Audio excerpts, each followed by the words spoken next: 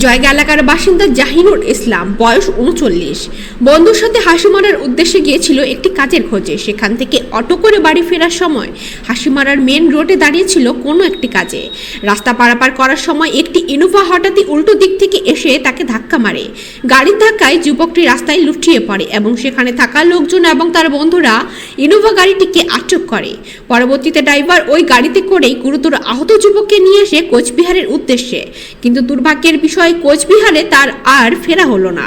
রাস্তায় শেষ নিঃশ্বাস ত্যাগ করে সে। পরবর্তীতে বাড়ির লোকজন তাকে কোচবিহারের একটি বেসরকারি হাসপাতালে নিয়ে গেলে কর্তব্যরত চিকিৎসকরা তাকে মৃত বলে ঘোষণা করে। বিশ্বাস হচ্ছিল না বাড়ির লোকেদের, তাই তারা যুবককে নিয়ে কোচবিহার এমজিএন মেডিকেল কলেজে এবং হাসপাতালে আসে। সেখানে থাকা কর্তব্যরত চিকিৎসকরাও তাকে মৃত বলে ঘোষণা করে। এরপর বাড়ির লোকজন কান্নায় ভেঙে পড়ে এবং ধৃত গাড়ি চালক গাড়ি একটি বেসরকারি নার্সিংহোমের সামনে রেখে সেখান থেকে পালিয়ে যায়। পরবর্তীতে পুলিশ এসে সেই গাড়িটিকে উদ্ধার করে থানায় নিয়ে গেছে বলে জানা গিয়েছে। ঘটনাটা আমার ভাই জাহিনুর ইসলাম, ওর নাম, ও জয়গার বাসিন্দা। ওর বন্ধু আর আমার ভাই দুজনে হাসি মারার উদ্দেশ্যে কোনো এক কাজে আসছিল। হাসি মারার কাজ শেষ করে ওরা অটোতে চেপে বাড়ির উদ্দেশ্যে আসছিল।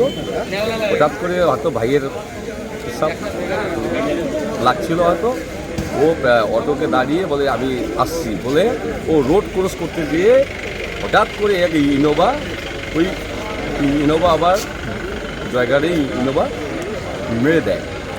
তখন ওই বন্ধু ফোন করলো আমাকে যে ভাইয়ের এই অবস্থা। আমি আমার তৎক্ষণাৎ যেটা ভালো হয়, যে নার্সিংহোমে অ্যাডমিট করলে ভালো হয়, ওই উদ্দেশ্যে এখানে আনা হয়েছে। ওই যে গাড়িটা অ্যাক্সিডেন্ট করেছে ওই গাড়িটাই আসছে। সে আবার মিশনে করা হয়েছে অ্যাডমিট। মিশনের ডাক্তারবাবু বলেছে আর নেই, ভাই নেই। তারপরে আমি আবার ফোন করে বলি যে শিলাতে যাও তুমি। শিলাতে পর্যন্ত ওই গাড়ি ড্রাইভার নিয়ে এসছে। তারপর ওই ড্রাইভার গাড়ি রেখে কোথায় পালিয়ে গেল, এখনও কোনো সন্ধান নেই। আপনারা কি পরবর্তীতে সেই গাড়ি ড্রাইভারের নামে থানায় কমপ্লেন করবেন? অবশ্যই এফআইআর করবো অবশ্যই। আপনার নাম? আমার নাম ইয়াকুব আলী।